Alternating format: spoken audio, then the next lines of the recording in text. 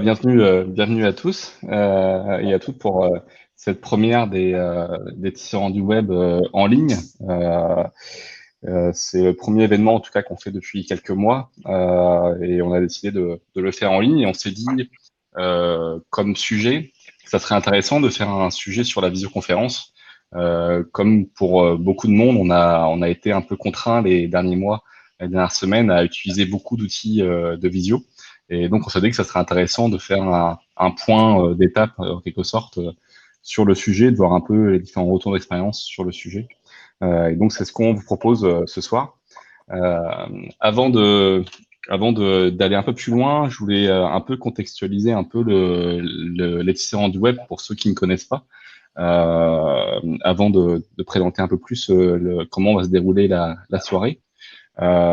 Du coup, les tisserands du web, l'idée, c'est il y a quasiment un an, parce que c'était le 26 juin 2019, on était plusieurs à se réunir à la manufacture pour voir qu'est-ce que sur le territoire du Morlaix on pouvait faire pour essayer d'agir sur le volet inclusion numérique et l'acculturation en tout cas au numérique.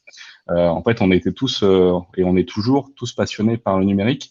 On est tous amoureux du territoire du pays de Morlaix et on se demandait voilà comment on peut faire pour essayer en tout cas d'aider le territoire à passer des barrières sur le numérique. Euh, on est tous convaincus aussi sur les tisserands que la vulgarisation du numérique, on doit le faire de manière positive et pas la pratique, et dans un contexte professionnel. C'est pour ça que l'ensemble des événements sont plutôt tournés à un type de public plutôt professionnel. Et donc le sujet de ce soir, justement, tombe assez bien dans cette thématique-là. Pour illustrer, au mois de novembre, on a fait un événement sur l'agriculture connectée où il y a eu des agricultrices qui faisaient partie des tisserands qui ont vulgarisé leur métier par rapport au numérique auprès de personnes qui étaient dans le secteur agricole mais n'étaient pas encore trop numériques. Et donc, c'est typiquement en fait la vocation des tisserands du web. Euh, voilà. Sur la session d'aujourd'hui, il y a quelques règles qu'on a voulu mettre en place. Euh, D'abord, on a voulu vraiment essayer de faire en sorte que ce soit pas descendant, qu'on vraiment on parle tous sur l'événement.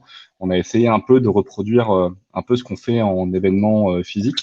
Donc, je vous parlerai un peu des différents temps qu'on a sur la soirée. Dans un premier temps, sur les règles, on va demander à ce que du coup la vidéo soit coupée pour tout le monde. C'est par rapport à une problématique de bande passante. On sait qu'en tout cas pour ceux qui viennent du territoire de Morlaix, on n'a pas tous la fibre et du coup c'est vrai que pour essayer d'optimiser pour que tout se passe bien, on préfère justement désactiver la vidéo. En tout cas, vous demandez d'activer la vidéo. Ensuite, pour participer par rapport aux questions, par rapport aux échanges, on va vous demander sur Jitsi, en fait, qu'on utilise, vous avez trois boutons sur le bas à gauche. Vous avez un bouton qui concerne le chat, du coup, l'onglet de discussion, qui est une icône en forme de message, et vous avez une petite main à côté qui vous permet en fait de signaler que vous voulez prendre la parole et donc ce qui permet de fluidifier les interventions de chacun pour que tout le monde ne parle pas forcément en même temps et que tout se passe correctement dans la session. Le chat, il est animé par Anne, qui se présentera tout à l'heure, et on vous invite dessus à vous présenter, à participer aussi, à peut-être à poser des questions. En tout cas, c'est prévu, en tout cas pour, du coup. Et ensuite, l'événement est enregistré, tout simplement parce qu'on a eu des personnes qui ne pouvaient pas forcément être présents ce soir, mais qui étaient intéressées pour avoir le retour vidéo de ce qu'on allait se dire. Et donc, on s'est dit que justement, c'était plus facile à distance d'enregistrer la vidéo par rapport à quand on faisait des événements en physique. Et donc, la session est enregistrée. Vous pouvez voir une petite icône en haut à droite pour signaler qu'il y a l'enregistrement. Ensuite, sur l'organisation du temps, il y aura d'abord un temps juste après. Là, je vais poser une petite introduction sur la visioconférence pour qu'on parte un peu sur des bases avant de partir sur un temps de retour d'expérience. Donc, il y aura 4 retours d'expérience. Il y aura un retour de Christelle qui sera plutôt en tant qu'étudiante, du coup, sur les derniers mois, il y a eu pas mal de choses. Donc, elle fera des retours sur les outils. Ensuite, il y aura Émilie qui va intervenir aussi sur un retour d'expérience sur plutôt le côté collectivité. Et ensuite, il y a Anne qui interviendra aussi sur le côté un peu plus professionnel. Et moi, j'interviendrai aussi sur le côté formation. Du coup, voilà. Alors maintenant, on va rapidement passer du coup à une petite introduction du sujet. Alors l'idée en fait de cette petite présentation, c'est pas forcément de faire une masterclass sur la visioconférence. On a tous été confrontés les derniers temps au sujet. L'idée c'était plus avec Émilie, Anne, Christelle, on s'est demandé un peu comment, qu'est-ce que si on devait choisir un outil de visioconférence, quelles étaient les fonctionnalités, quels étaient les besoins, quelles étaient les choses importantes en fait à faire attention quand on choisit un outil. Et donc c'est un peu ce que je vais essayer en tout cas de vous parler juste après. Donc tout d'abord, on s'est posé la question de qu'est-ce qu'on voulait comme fonctionnalité sur un outil de visioconférence. Et donc on a classé ces fonctionnalités-là à travers 3-4 catégories. La première, c'est un certain nombre de fonctionnalités qui concernent l'organisation de la visioconférence. Là, on est dans la phase avant la visioconférence ou alors juste pendant. Avant la visioconférence, aborder une fonctionnalité par rapport à la planification de la visioconférence, c'est assez intéressant. Ça permet notamment de faire de l'invitation à des personnes extérieures. Il y a même des outils qui permettent comme Zoom, de faire du mail et de pouvoir faire directement du texte dans l'outil pour faire de l'invitation. En tout cas, c'est des choses assez intéressantes. Ensuite, il y a les fonctionnalités qui concernent l'accès à la visioconférence. Par exemple, est-ce qu'on y accède par un mot de passe Jitsi, sur lequel on utilise aujourd'hui, permet de le faire. On l'a utilisé justement il y a à peine une demi-heure pour introduire un peu l'équipe de serrant avant. Et sinon, on peut aussi, est-ce qu'il y a besoin d'un compte ou pas pour accéder à l'outil? C'est des choses qu'il faut essayer de voir si, par rapport à l'organisation, il y a des fonctionnalités. Ensuite, un autre point, c'est de paramétrer le nombre de participants. C'est-à-dire qu'il y a un certain nombre d'outils qui limitent. Par exemple, il y a Google Meet qui permet jusqu'à 32 personnes. Donc, si on veut plus, il faut utiliser un autre outil. Pour autant, pour organiser, on peut aussi avoir besoin de limiter à 5-10 personnes.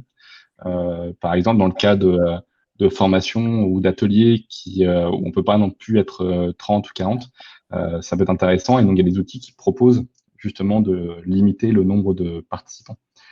Ensuite, sur le côté animation, qui est vraiment le point central de la visioconférence, il y a des fonctionnalités que tout le monde connaît. Par exemple, les fonctionnalités en termes d'audio, en termes de vidéo, en termes de partage d'écran. Il y a ensuite des choses qui concernent l'animation, la facilitation de la visioconférence, dans le sens où on peut avoir la possibilité d'ajouter des fichiers communs entre les participants. C'est assez pratique. On a, comme on a aujourd'hui en tout cas, des fonctionnalités autour du chat. Donc là, sur Jitsi, c'est un chat qui est très basique. C'est une fenêtre de conversation simple. Il y a des outils comme Zoom ou d'autres qui permettent de paramétrer un peu plus l'outil de chat. Par exemple, en mettant tous les 30 secondes, tous les 2-3 minutes, un message qui aura été écrit avant pour faciliter l'animation. Et ensuite, il y a tout un côté qui concerne la prise de parole et la prise de parole au sein de la visioconférence. Par exemple, Jitsi permet avec le bouton dont j'ai parlé tout à l'heure, permet de montrer que quelqu'un veut prendre la parole avec la main. Sur Zoom, sur d'autres outils, c'est encore différent. Mais c'est intéressant en tout cas d'avoir des outils comme ça qui fluidifient la prise de parole lors de la visioconférence. Une autre donnée importante sur les fonctionnalités, c'est sur les données. Alors les données, là-dessus, je veux évoquer la vidéo, par exemple. Donc là, l'événement est enregistré. On avait besoin justement d'enregistrer sa vidéo-là pour la diffuser par la suite. Donc c'est une fonctionnalité qui n'existe pas forcément sur tous les outils, mais qui est intéressant à regarder. Ça dépend du besoin, des usages que vous en avez. Ensuite, on peut se poser la question aussi au niveau des fichiers qui sont partagés pendant la visioconférence. Est-ce qu'il y a une durée, par exemple, est-ce que au bout de 2 jours, au bout de 3 jours, les données sont supprimées? C'est des questions auxquelles il faut regarder. En tout cas, on invite à regarder. Il y a ensuite la quatrième point, c'est le côté évaluation. Parce qu'une fois qu'on fait une visioconférence, c'est intéressant, en tout cas comme aujourd'hui, euh, de faire une évaluation sur comment ça s'est passé la visioconférence et d'avoir les avis de chaque participant. Donc ça, en fonction des outils, il y a différentes formes possibles. Il y a des outils qui permettent, par exemple, de faire un quiz sur le chat en fin de visioconférence pour demander l'avis aux personnes. On peut diffuser un formulaire, par exemple, sur le chat aussi pour avoir des avis. Et sinon, il y en a comme Zoom, là aussi, permet d'envoyer un mail aux personnes après coup pour avoir leurs avis. Donc, il y a différentes stratégies autour pour avoir de l'évaluation, mais en tout cas, sur un certain nombre d'outils, c'est géré, quoi, en tout cas. Sur Jitsi, pour le coup, on n'a pas d'outils là-dessus, mais il y en a plein d'autres qui ont, quoi. Ensuite, il y a des points qui nous semblent très importants, en tout cas à vérifier. Donc là, c'est plus des conseils, pas forcément en soi des fonctionnalités, même s'il y en a certaines qui découlent. Par exemple, l'accessibilité pour nous est extrêmement important, notamment parce que ça fait partie de l'ADN des tisserands. Là-dessus, il y a différentes choses, notamment le fait que l'accessibilité, l'accès en tout cas à la visioconférence doit être très simple en fonction du public que vous accueillez. Par exemple, si vous utilisez Google Meet ou des outils souvent, certains outils, ils vont vous demander de créer un compte sur la plateforme et c'est pas forcément hyper positif puisque par rapport à l'inclusion, il y a une barrière numérique qui est quand même assez forte et en fonction du public, c'est déjà une barrière assez conséquente pour aller sur l'outil. Donc, on vous invite plutôt à utiliser des outils qui sont assez libres du coup pour participer, notamment comme Jitsi qu'on utilise aujourd'hui, où il n'y a pas forcément besoin d'avoir un compte dessus, mais il y en a d'autres qui existent qui permettent de faire pareil. Je pense que Team, par exemple, qui est un outil de Microsoft, il y a certaines choses là-dessus, on va en parler tout à l'heure, mais en tout cas sur l'accès à la visioconférence, il n'y a pas besoin d'avoir un compte pour participer. On peut être seulement participer en tant qu'invité, et c'est un bon point. Ensuite, il y a le fait que la visioconférence soit accessible aussi par téléphone. Je dis ça parce que tout le monde n'a pas forcément un écran de téléphone ou un écran d'ordinateur, en tout cas de pouvoir pas installer une application pour pouvoir suivre la visioconférence. Et donc, de fait que de rendre accessible quand on appelle un numéro pour participer à la visioconférence, c'est quelque chose d'assez important par rapport à l'accessibilité de la visioconférence. Et Jitsi, par exemple, permet de le faire. Euh, un autre point, ça concerne aussi l'ergonomie de l'outil, où il faut faire très attention à ce que l'outil soit quand même très simple et très facile à prendre en main pour les personnes. Il y en a qui sont vraiment des usines à gaz. On pourra en parler tout à l'heure lors des retours d'expérience.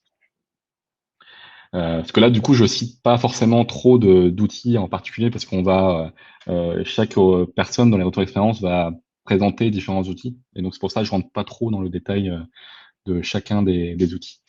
Ensuite, il y a la question des données privées qu'on vous invite à vraiment faire attention, notamment tous les outils qui viennent des entreprises américaines. On pense notamment à Google Meet, à Skype ou à d'autres comme Zoom, dans le sens où je ne sais pas si tout le monde est au courant de ça, mais il y a ce qu'on appelle le Patriot Act, qui est un dispositif légal qui permet à l'administration américaine d'avoir accès aux données d'une plateforme sous couvert d'investigation sur, par exemple, sur le terrorisme ou autre. Et donc, ça permet d'avoir en tout cas une entrée sur les données. Et donc, euh, on veut juste alerter dessus en disant qu'il faut faire attention sur ça et donc préférer peut-être justement une solution peut-être plus d'ici, en tout cas plus locale, ou alors une solution comme Jitsi qui permet on peut en fait installer Jitsi comme d'autres, hein, il y a d'autres outils comme ça qui permettent, on peut installer Jitsi sur un serveur, sur un espace propre à l'entreprise, propre à l'organisation, et donc l'outil il est vraiment dans le lieu, ce qui permet d'éviter que d'avoir des entrées comme ça, enfin des portes ouvertes à d'autres personnes. Ensuite, il y a toute une partie sur la sécurité où on vous invite à faire attention. Donc là, c'est plus de l'information par rapport à Zoom en particulier. Zoom est très populaire, en tout cas depuis les derniers mois, notamment parce que l'accessibilité est extrêmement, extrêmement simple. Et ça, pour le coup, l'interface est extrêmement facile à prendre en main. Alors, quelqu'un va en parler tout à l'heure dans votre d'expérience et pourra nous dire tout ça.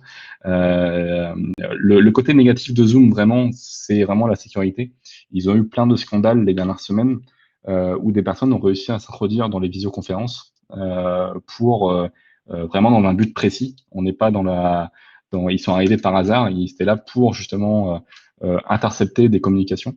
Et donc du coup, la sécurité est pas terrible sur Zoom. Et la communication de Zoom là-dessus a été de dire que comme ils ont une version gratuite et une version payante, et que les personnes qui s'étaient fait pirater étaient en version gratuite, ils ont considéré que c'était pas important du tout pour eux. Et ils ont communiqué dessus en disant cela. Donc, on vous invite à faire attention sur Zoom. Et ensuite, il faut faire attention aussi sur le chiffrement des données, c'est-à-dire faire en sorte que les flux d'informations, les flux de communication en tout cas, soient sécurisés.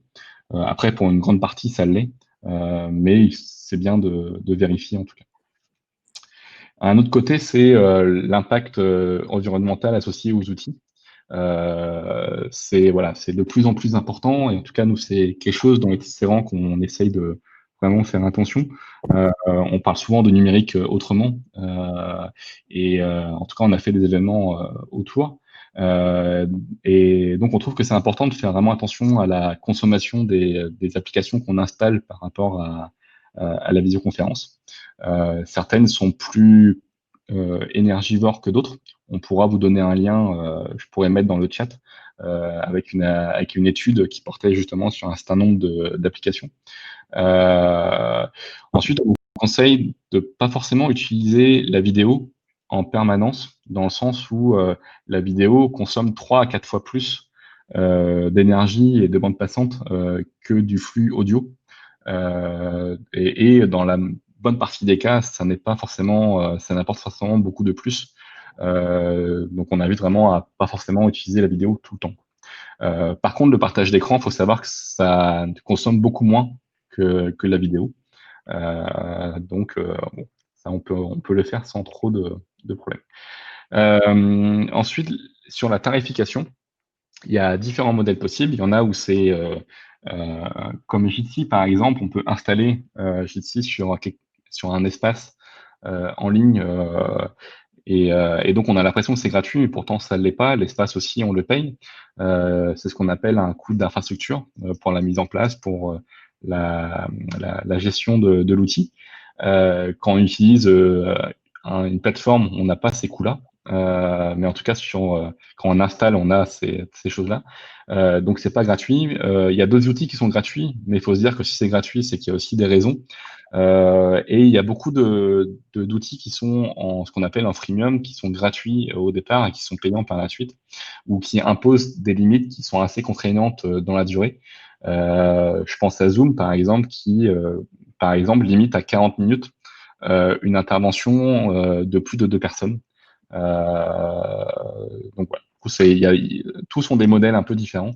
Donc voilà, je voulais juste parler rapidement dessus. Et ensuite, un petit point sur l'environnement de travail. Euh, Souvent, alors, vous avez sûrement eu l'expérience, moi je l'ai eu hier, de une personne qui était en train et une personne qui était en covoiturage. Et du coup, la visioconférence, bon, c'est pas ce qu'il y a de plus optimal pour travailler. Donc l'environnement de travail, il est assez important quand on fait la visioconférence, pour le bien de tous en fait, et pour la productivité et pour pas mal de choses autour de la. Après, tout dépend de la de l'objectif de la visioconférence et des besoins. Là, on est plus sur un contexte professionnel, et donc c'est vrai qu'on vous conseille vraiment d'avoir un espace où vous avez de la connexion internet qui marche bien, où vous avez pas forcément voilà des personnes derrière qui font pas mal de choses. Et voilà, il faut faire attention en tout cas à cette partie-là. Un dernier point, c'est qu'il faut bien aussi tester le micro et la caméra avant de participer à une visioconférence. En tout cas, on vous invite à le faire, notamment parce que bah, souvent on peut perdre du temps par rapport à ça. Et donc on vous conseille de, par exemple, lorsque vous donnez un horaire, par exemple à 11 heures, bah, de définir qu'à moins le quart, certains peuvent venir pour se faire aider par rapport à ça, par exemple. Il y a des petites choses qui permettent en fait de ne pas forcément perdre trop de temps sur la visioconférence en soi. Du coup, j'en ai fini sur vraiment la petite intro. J'espère que je vous ai pas trop endormi. Du coup, on va passer au retour d'expérience. La première personne à parler sur le retour d'expérience, c'est Christelle. Et du coup, je vais te laisser parler, du coup, Christelle.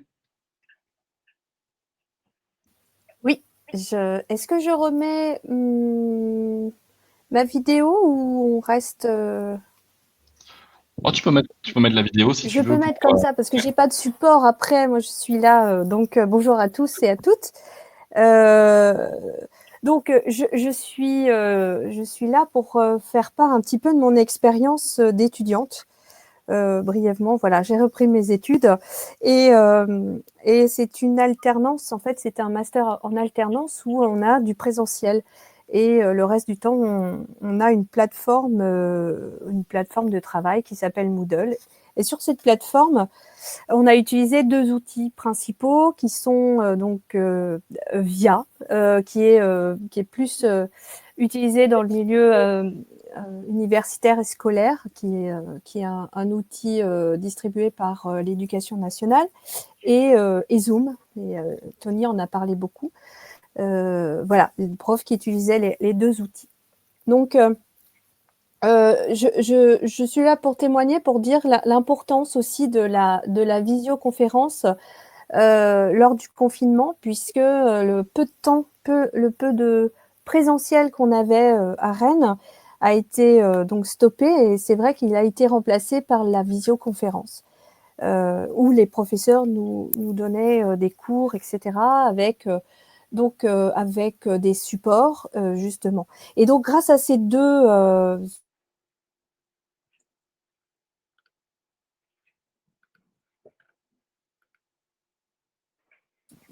bon, déjà, la première, c'était se voir et se parler. On avait toujours une phase où on était content de se retrouver en tant qu'étudiant, échanger avec le professeur, etc. On a pu aussi, voilà, on pouvait télécharger des documents, se projeter, le professeur pouvait projeter son cours. On pouvait aussi participer à des ateliers, donc que ça soit sur VIA ou, ou Zoom, excusez-moi.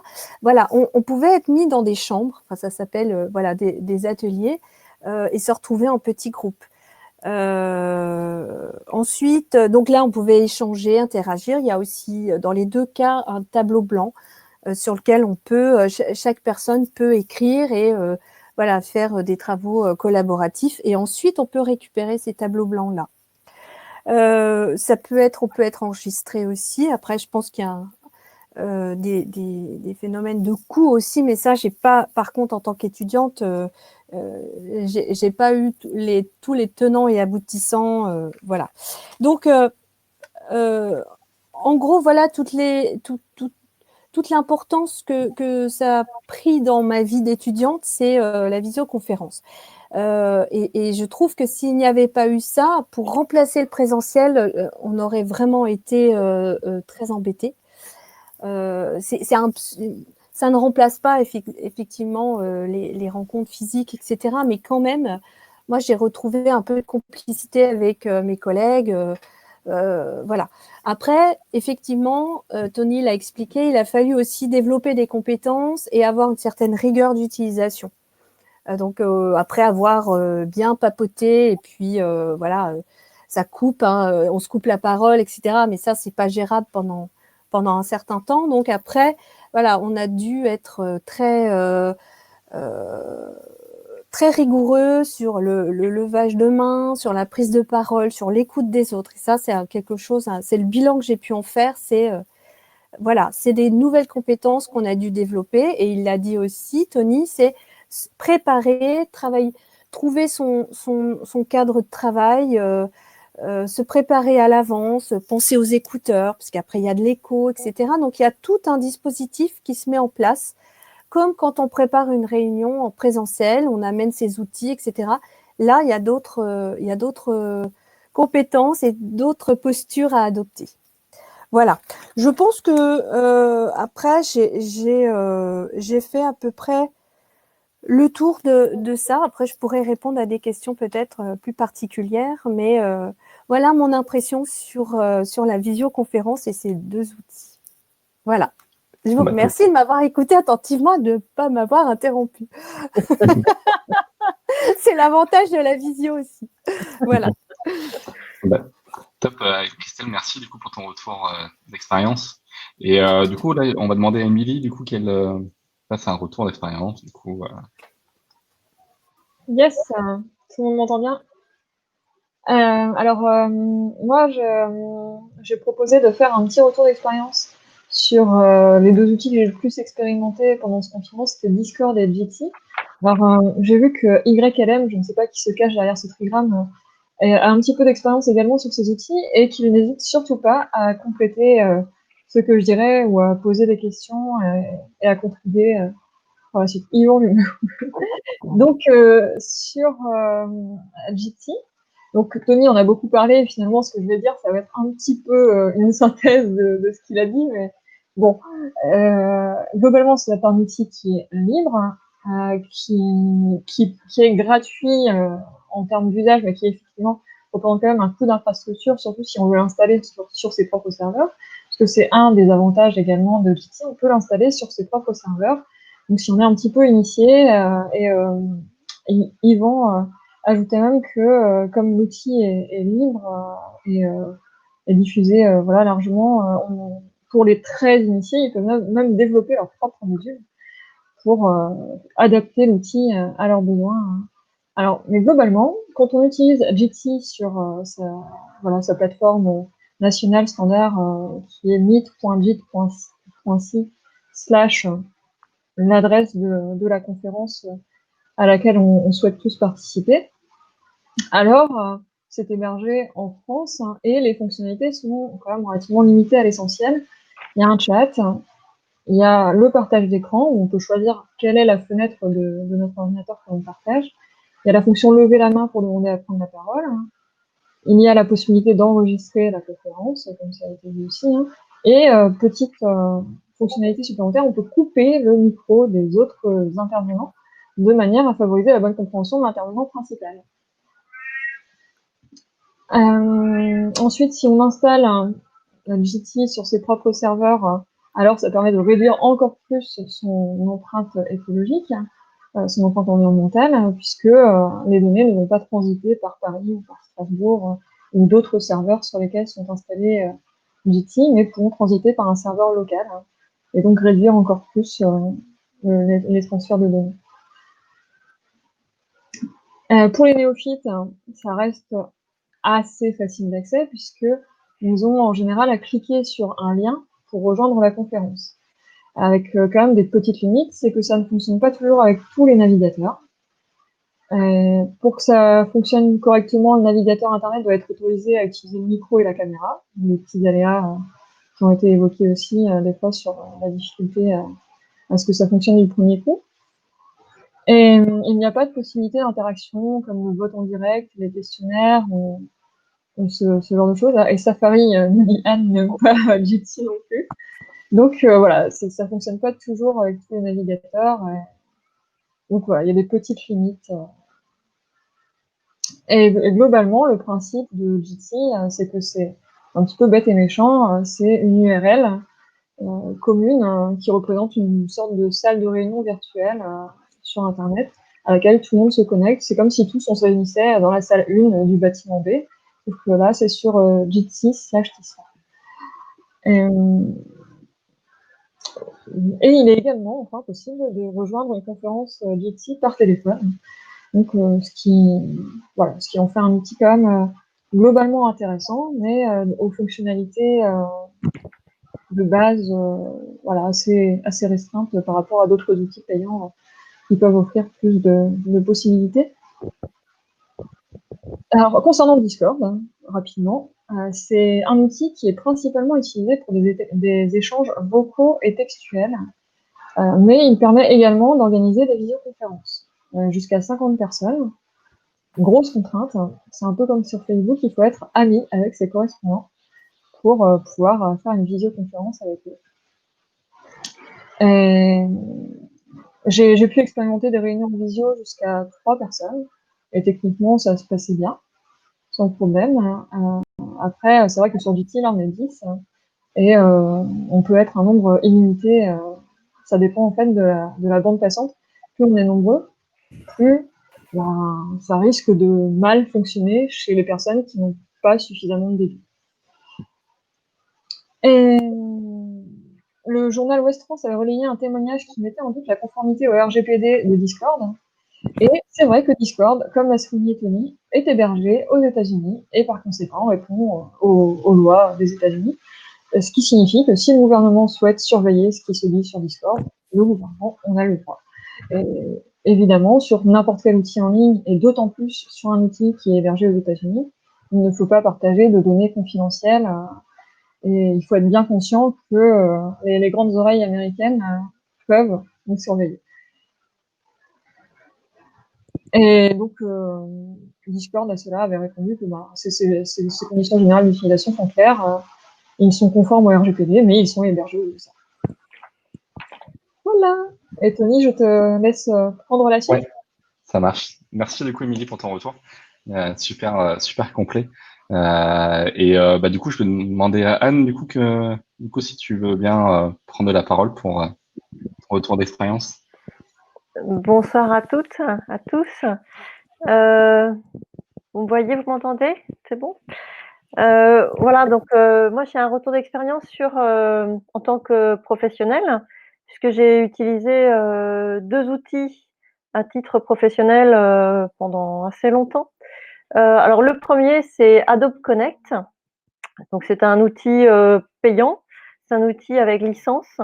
Je l'ai utilisé pendant 2 ans dans le cadre de mon travail au CNFPT, au Centre national de la fonction publique territoriale. Et on s'en servait pour organiser des réunions à une dizaine de personnes, notamment des comités de pilotage, et également pour organiser des webinaires, un petit peu comme ce soir. Alors l'avantage de Adobe Connect, qu'on a quand même utilisé un petit peu, qu'on a un petit peu poussé en termes d'utilisation, sont les fonctionnalités en amont, la gestion des contacts, l'envoi d'invitations, de mails, etc. Je trouvais très très pratique la préparation en fait des contenus avant un webinaire, parce qu'on pouvait télécharger des vidéos, on pouvait télécharger des présentations, des documents en amont du temps du webinaire, ce qui fait on n'avait pas de souci de téléchargement du contenu alors qu'on était en live avec les personnes. Et puis également pendant les temps d'interaction en webinaire ou même en réunion, donc on avait évidemment des tableaux blancs, mais aussi un outil de sondage. Donc là, par exemple, aujourd'hui sur Jitsi, on ne peut pas lancer de sondage live. Et voilà, c'est du petit détail, mais quand on anime, voilà, quand on est animateur à distance, ce sont des petites fonctionnalités qui font la différence. Alors, ce qui évidemment est plus embêtant, c'est que c'est un outil payant. Donc, l'éditeur, c'est Adobe. Vous savez et puis donc j'ai regardé un petit peu les tarifs. Il y a des prix à partir de 50 € par mois, évidemment, suivant l'outil choisi et le nombre de licences. Au CNFPT, je sais qu'ils avaient acheté un certain nombre de licences que l'on se partageait. Voilà. En termes techniques, on a eu des petits soucis de micro, c'est-à-dire que, l'outil, de temps en temps, avait du mal à détecter le micro sur les ordinateurs. Et un petit peu le nec plus ultra, sur cet outil qui était quand même en termes d'ergonomie, plutôt sympa. Des personnes qui étaient assez rétifs, au numérique ont pris goût et assez vite, voilà, j'ai vu un collègue utiliser Adobe Connect pour faire un enregistrement de web radio parce que son outil marchait pas. Donc voilà, c'était une preuve quand même d'une belle appropriation d'un outil, certes payant. Alors le deuxième outil sur lequel je voulais, vous faire un partage, c'est un outil, qui est à la fois, c'est un outil ultra grand public. C'est Skype qui, dans ce que j'ai lu, il y a 40 millions d'utilisateurs par jour, donc c'est énorme. Donc Skype, existe en gratuit, existe aussi en payant. Alors, je l'utilise, aussi dans un cadre professionnel, mais aujourd'hui donc, non pas dans une grande société ou dans une grande organisation institutionnelle, mais pour une association. Donc on se retrouve, via Skype en gratuit, pour, nos rendez-vous de travail entre bénévoles, pour également des entretiens. Donc moi j'ai réalisé des entretiens au mois de mai, pendant le confinement, via Skype pour cette association-là. Donc l'avantage évidemment, c'est le prix. Il y a un autre avantage par rapport à, par exemple, Adobe Connect, c'est l'historique. Parce que quasiment tout le monde connaît Skype, ou l'a utilisé ou a fait un apéro Skype. Donc ça, c'est un gros avantage en termes d'usage. Pour ma part, je le trouve assez stable. Et il fonctionne avec tous mes navigateurs. Mais voilà, je suis pas allée au-delà de ça. Évidemment, on va dire en termes de sécurité, de confidentialité des données, gestion des données privées, très franchement, voilà, c'est plus, enfin voilà, il faut faire on peut pas faire attention, c'est-à-dire que quand on y est, il faut se dire que les données ne nous appartiennent plus vraiment. Et puis, il y a enfin, vous vous rappelez peut-être, que donc Skype fait partie, de Microsoft et quand Windows était installé sur les machines, souvent Skype était installé, nativement et quand je faisais le même master que Christelle, à l'époque, beaucoup d'étudiants avaient un petit sparadrap sur la caméra, parce qu'effectivement, ils craignaient du piratage, voilà, que quelqu'un, déclenche à distance, leur caméra, via Skype. Les problèmes techniques rencontrés, les mises à jour. Quand les mises à jour Windows plus la mise à jour de Skype, ça se passe pas toujours très bien. Pour ma part, en 1 an, j'ai dû le désinstaller et le réinstaller 3 fois. Voilà.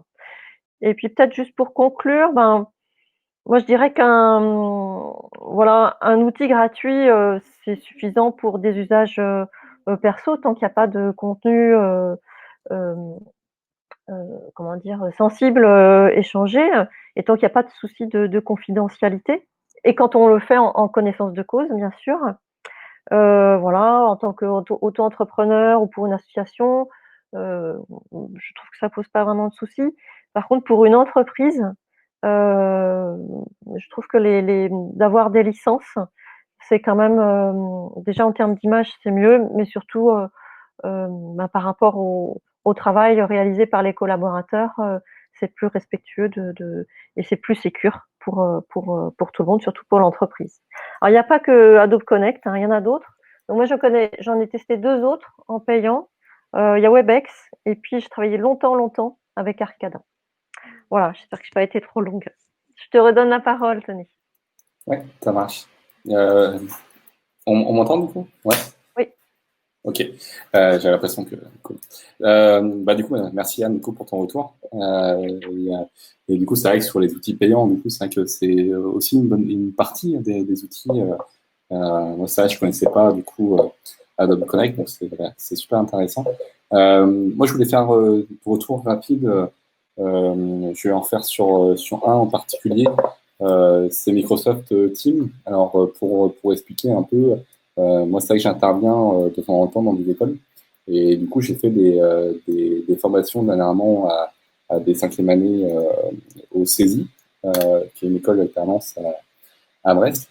Et du coup, on a fait du coup, des cours sur Teams. Et donc, je l'ai fait par le passé sur Discord, je l'ai fait par le passé sur Slack, qui est encore un outil qu'on n'a pas forcément évoqué ce soir. Et j'ai été assez surpris de voir comment Team était assez adapté par rapport au côté formation, au côté scolaire, dans le sens où j'ai par exemple en mémoire une école qui avait utilisé Slack et Discord et où rapidement en fait c'était devenu un peu n'importe quoi dans les échanges, dans les salons, dans pas mal de choses. Alors qu'avec Team, c'est assez encadré. C'est vraiment un espace fait pour une équipe, du coup, qui peut être du coup une équipe scolaire ou autre. Et c'est vrai que j'ai été assez surpris. Et donc, je voulais juste en parler 2 minutes, que je trouvais assez bien. Et je disais, par rapport du coup, à Team, voilà, le côté négatif, c'est que forcément, il est sur aux États-Unis et donc il est dans la configuration du Patriot Act et donc tout ce qui est données privées et compagnie, bon, voilà, il faut pas trop regarder. Voilà. Du coup, il est 23, on est un peu en retard par rapport à ce qu'on disait. Là maintenant, on va plutôt on va prendre les questions. Du coup, les questions qui ont été posées dans le chat, par exemple, on peut peut-être revenir dessus, ou alors si vous avez des questions à poser aux différents retours d'expérience, ou alors si vous voulez dire quelque chose, il faut pas hésiter. Vous avez la petite main sur le côté en bas à gauche par rapport à JT pour prendre la main. Faut pas hésiter, quoi. Anne, je sais pas si ton micro est coupé. Je te vois parler. Je sais pas si tu dis quelque chose. Voilà, désolée. Oui, je voulais juste vous redonner les questions du début. Donc, Véronique s'intéressait à l'enregistrement avec Jitsi. Est-ce que tu peux, Tony, lui Ah oui, donner ouais, 2-3 tuyaux complètement. sur comment Ouais. tu l'as fait? Alors l'enregistrement par rapport à JT se fait assez simplement, si je peux dire. En fait, il y a dans les options, en fait, il y a les 3 petits points qui sont sur le côté. Vous avez 4 icônes en fait sur le bas à droite. Et la dernière icône avec les 3 petits points, il y a un menu qui s'ouvre. Et donc, il y a un côté qui est Start Recording. Le seul problème qu'il y a avec GT là-dessus, c'est qu'il propose qu'un service pour stocker la vidéo. Et ce service, c'est Dropbox. Voilà. Alors, je pense que, comme le disait tout à l'heure quelqu'un, du coup, c'est vrai que je pense il doit y avoir des plugins, il doit y avoir des choses qu'on peut installer pour compléter cette offre de service. En tout cas, c'est vrai que pour le coup, Jitsi est installable facilement sur un serveur, permet justement, il est assez compatible avec tout un tas de choses qu'on a parlé aujourd'hui, mais voilà, le fait de stocker la vidéo sur Dropbox, c'est un peu pas terrible. Sur l'autorisation aux participants, c'est vrai que il faut en tout cas communiquer l'information. Après, je crois que s'il n'y a pas d'objection, du coup, ça vaut participation, enfin, ça vaut autorisation. Je crois que c'est vraiment ça l'obligation, vraiment informer. Après, par rapport à la vidéo, en fait, elle est stockée sur Dropbox et on peut la télécharger sans aucun problème ensuite. Merci Tony.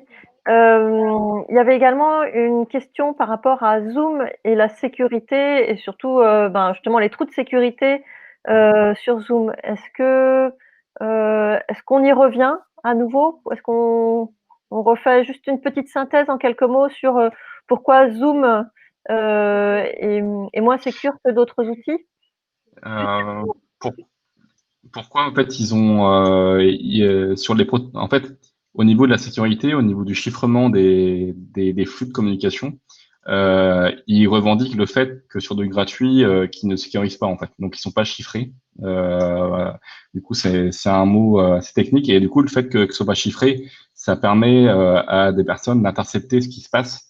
Au-delà du fait qu'il y a eu, en tout cas il y a quelques semaines, des personnes qui ont réussi à rentrer en tant que participants dans des salons de discussion qui étaient soi-disant fermés.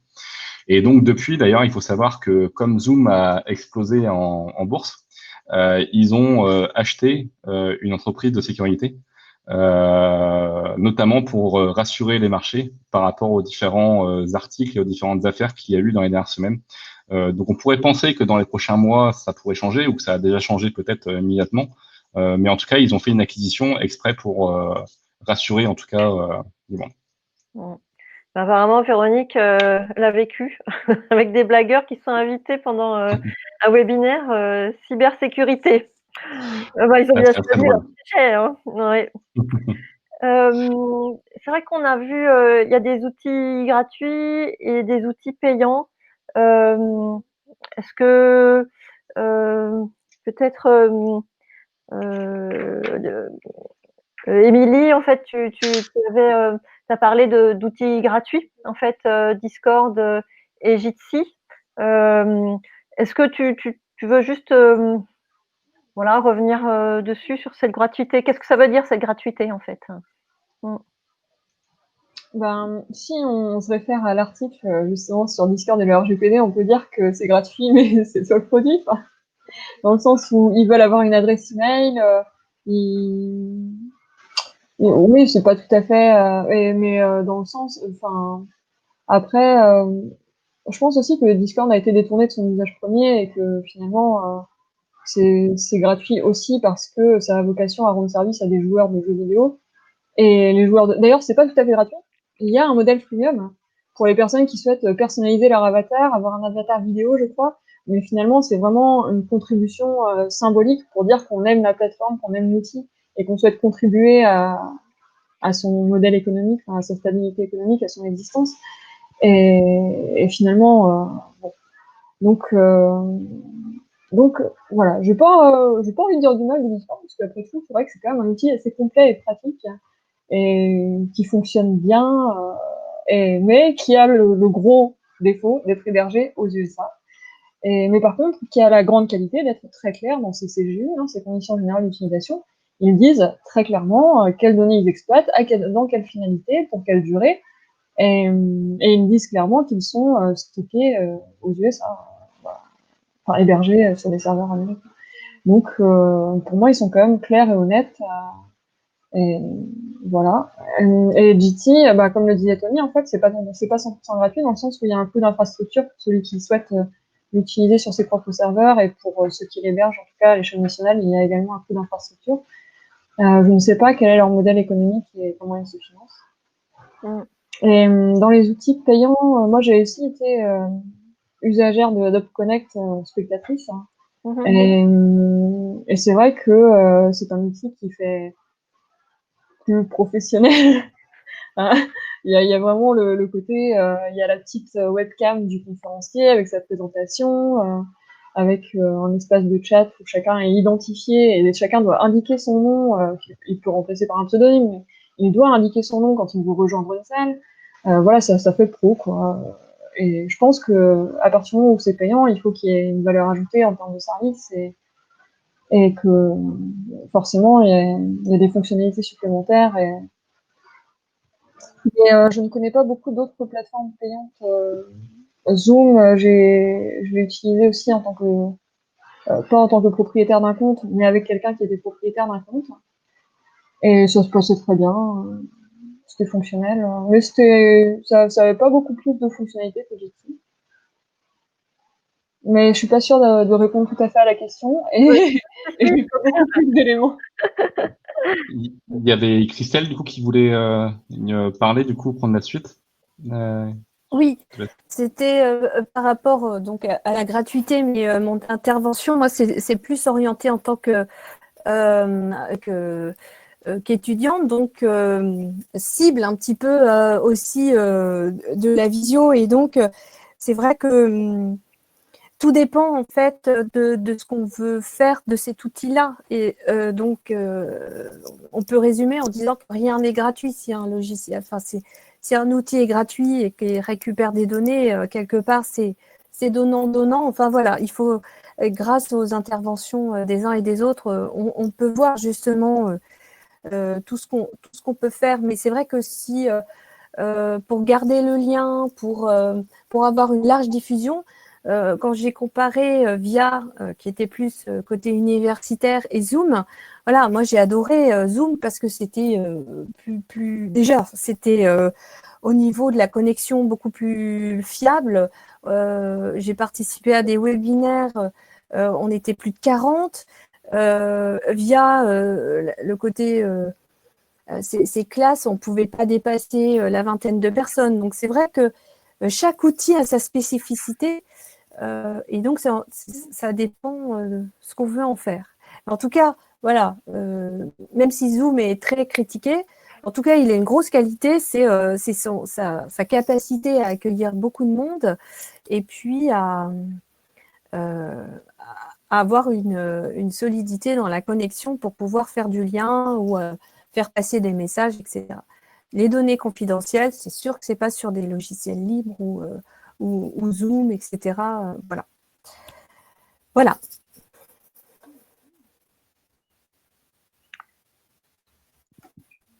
Est-ce que quelqu'un, un participant veut prendre la parole? Sinon, il y a Solène qui posait une question sur Big Blue Button. Oui, justement. Je peux peut-être en parler 2 minutes, comme je devais en parler, mais j'ai préféré ne pas prendre trop de minutes tout à l'heure. En fait, moi, je l'ai pas utilisé. Enfin, je l'ai pas. J'ai un collègue qui l'utilise en fait pour faire des classes virtuelles. Et donc, il a un serveur. Du coup, il a installé Big Blue Button. En fait, Big Blue Button, pour ceux qui ne connaissent pas, en fait, c'est un outil pour faire des classes virtuelles, en fait, tout simplement, où il y a un tableau blanc en fait virtuel et du coup, il y a tout un tas de salons de discussion, de vidéos et donc qui est assez adapté en fait à justement au côté scolaire, un peu comme Team. Lui, en tout cas, il avait des bons retours dessus. Après, je sais que l'historique de Big Blue Button est assez conséquent aussi. Et je sais que la version, enfin, auparavant, ils n'étaient pas en version web et l'interface était très hideuse en quelque sorte. Elle n'était pas très ergonomique.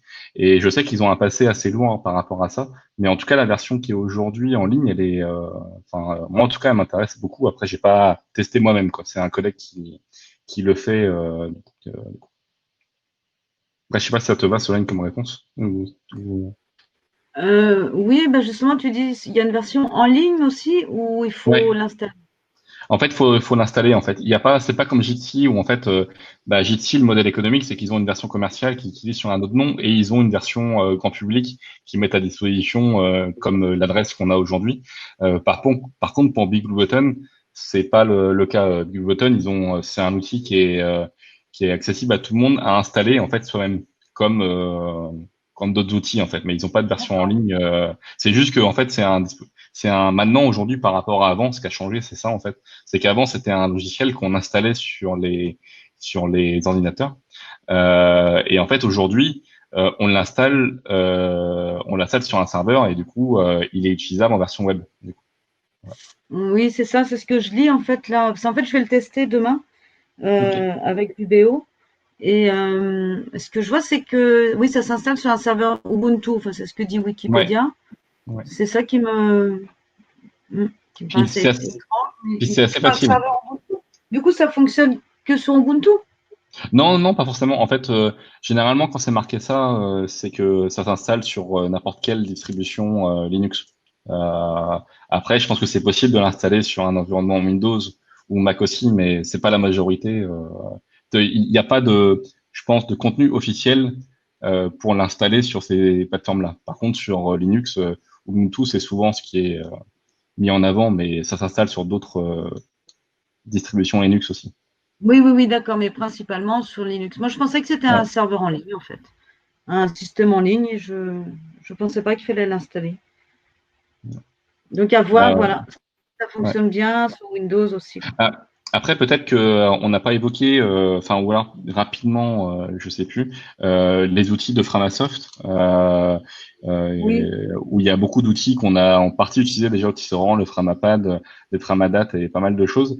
Ils ont alors j'ai su le nom du Framatalk peut-être, ou qui est basé sur Jitsi. Alors c'est peut-être pas oui, le Talk, c'est peut-être un autre, mais ils n'ont pas de version avec Big Blue Button.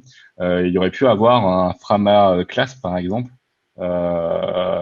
et du coup, le service serait disponible à tout le monde, du coup, parce qu'au final, on l'installe sur un serveur, il est disponible à tout le monde. Après, au niveau performance, je sais pas qu'est-ce qu'il demande en termes de puissance. Parce que par rapport à Jitsi est assez conséquent en termes de prix aussi. Et je sais pas comment il se passe Big Blue Button. d'accord. Merci. Euh, Tony, concernant Framasoft, euh, Framasoft s'est positionné très fortement pendant le confinement et n'a pas accepté justement que l'éducation nationale s'empare un petit peu de cet outil, de son outil justement de visio. Là, ça a été clair, hein, il a signé aucun accord. Vraiment pour lui, enfin c'est Framasoft, c'est vraiment de rester euh, vraiment en groupuscule, enfin vraiment très C'est ciblé, assez, un outil de voilà. c'est assez compréhensible.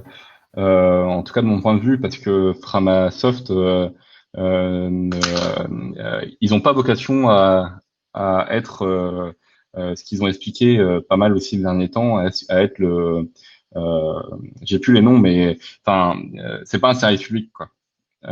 Et donc, quand ils hébergent un tas de services, ça leur coûte énormément. Et c'est pas une association qui a énormément de budget. Donc du coup, le fait que les outils de Framasoft sont utilisés massivement pendant le confinement, ça a fait qu'ils ont mis pas mal de barrières à l'entrée. Et donc, ça me surprend pas que par rapport à l'État, il y a eu des choses parce que c'est en fait que eux poussent Framasoft, ils poussent à ce que les outils soient installés beaucoup plus localement par d'autres acteurs pour un territoire plutôt que d'avoir un site où il y a beaucoup de choses dessus. Enfin, ils poussent plutôt vers là, quoi. Du coup, pour moins dépendre en fait d'une plateforme, quoi. Donc, ça me surprend pas en fait tellement que ça, quoi. C'est dans la philosophie de Framasoft. Du coup, on a répondu à toutes les questions qui étaient dans le chat, Anne.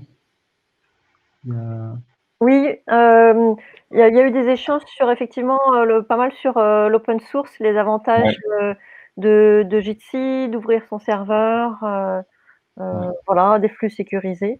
Mais on a passé en revue toutes les questions, effectivement. Mm. Ok. Bah, top. Bon, bah, top. Si tout le monde est content, c'est top.